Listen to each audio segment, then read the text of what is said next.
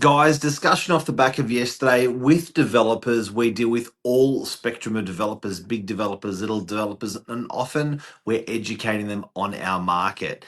Depth of market was a topic we had yesterday to talk about our area. It applies to all areas. You've got to know what this means because it makes you money. Depth of market. Stay tuned.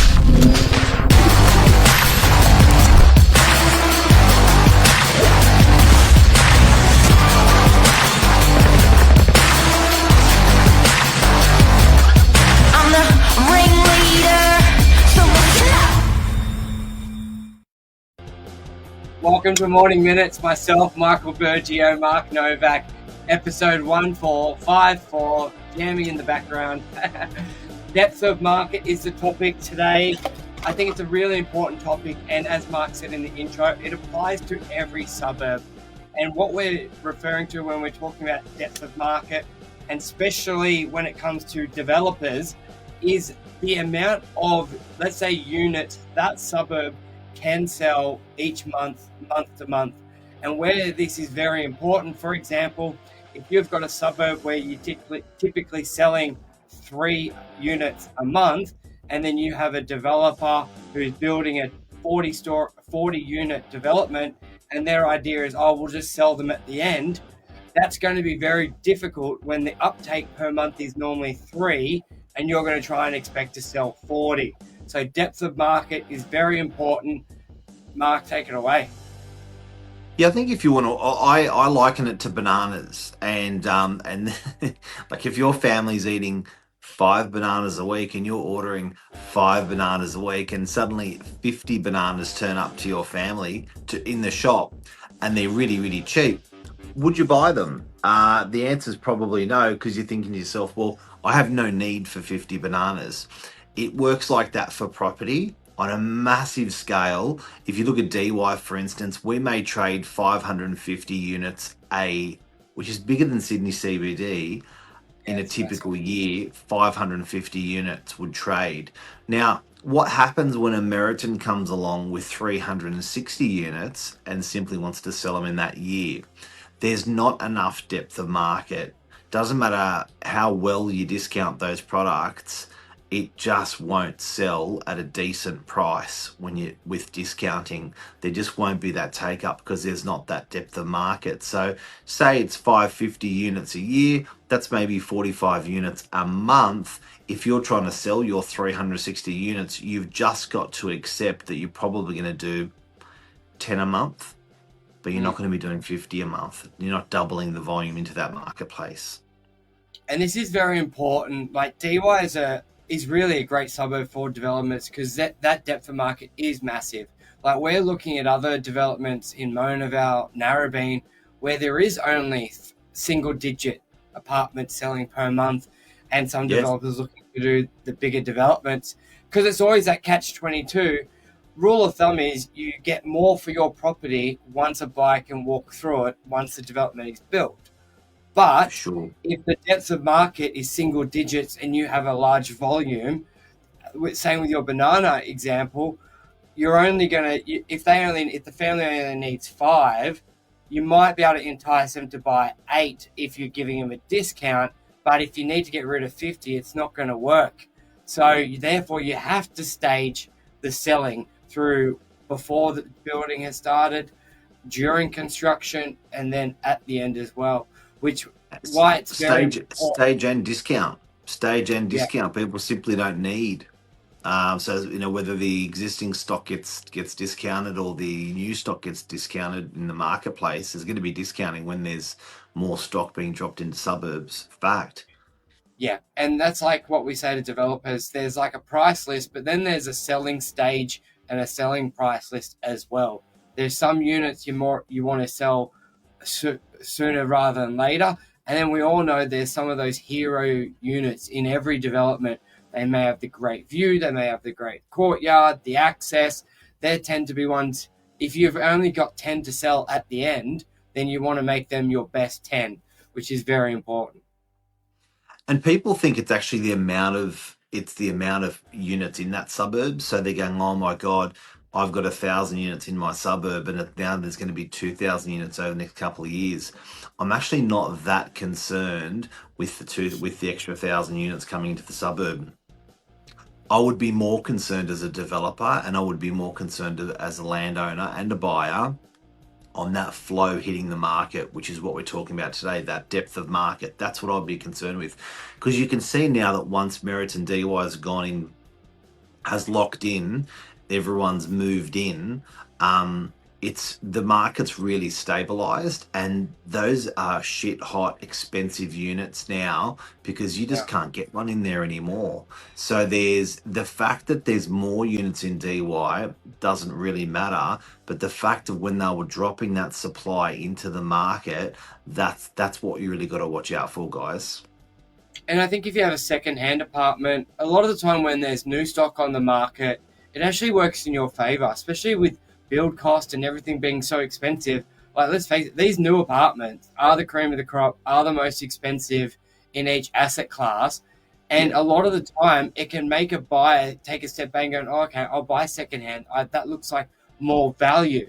And when they can see, let's say for a one-bedroom, a new one comes out at $1 million and you were at 800, there's 200 grand of growth there as well, and fluctuation, where if that 1 million new property wasn't on, creating that glass ceiling for buyers, they may think 850 is too much, 820, 880 is too much to pay for your property.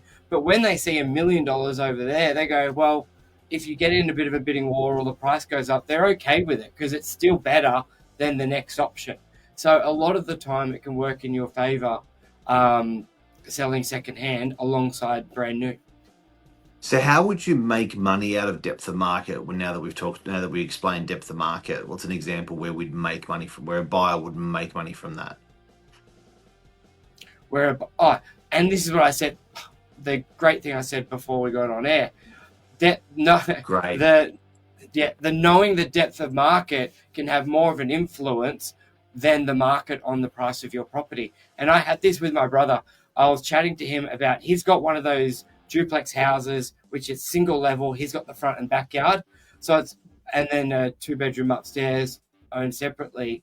But effectively, he's got that single house level feel. So a buyer who's looking at his property is also looking at single level homes. Now, with depth of market, if there is 10 single level homes who aren't duplexes on the market, then that's going to impact him more, because that single level home buyer will choose a property that doesn't have an external property upstairs.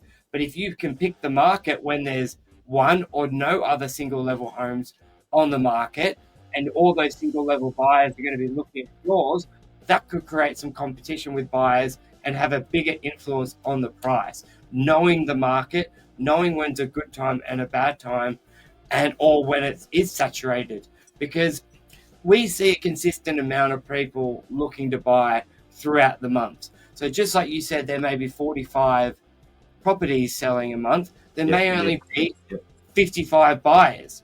So there is that curve where there's almost too many properties on the market, and buyers have that bidding war, like they're pitting properties against each other because they've got so much choice. And then there's selection. Exactly. So I think it's recognizing what else is on the market, and knowing a lot of the time the buyer doesn't need to do this, but it's up to the agent, but not the buyer. The seller doesn't need to do this. It's the agent doing it for you. But as a buyer, you should be, because a lot of the time you're representing yourself, you should be aware of this as well. And I guess it works for the rental market as well. Depth of market applies to the rental market. We see it all the time in the boarding house, in the studio apartment game, where we have a block of 30 studio apartments. When we only have one come up for lease, we get a hero price. Let's say it's $450. But when we have 3 of them, we're likely renting them for $400, $425, because there's only a certain amount of people, and you don't want it having empty on a extended time period. Did you see that what I sent you about watches on Rolex watches when you go into their shop and they don't have any for sale? Yes, it's one of the weirdest things in the market, and you wonder how they in business. but it just shows our society loves the fluff. Scarcity, and is that depth of market? They're controlling depth of market, yes, they're controlling it. So, It's hard. guys and girls, you can find this on Insta. It's really interesting to watch. There's a guy that goes all around the world and walks into all of the Rolex stores, and says, "I want to buy a Rolex," and every single person behind the counter says, don't have anything. I don't have that for sale. I don't have this for sale. I don't have that for sale. That's a really hard one to get. That's a limited collection, and they never have what he wants all around the world. And for what he asked for, so they're almost controlling that depth of market. It's not like you want one of those. We've got 20 here today. Have the 19th of 20 watch. It's like scarcity. So depth of market is very, very important. If you've got too much, you're gonna tank your market as badly as well as a seller. It's amazing. I think in that clip, it's like Rolex made 1.3 million watches, and then you got this guy walking into every store trying to buy one, not being able to. He's like, well, how did they sell these? Or they sold 1.3 million. He's like, how? To who? If it was any other company, you'd think it's some type of bloody Ponzi scheme or money laundering. Or maybe it is. It's that thing. But you can benefit from it. I think that Michael, that's what you call off the plan buying.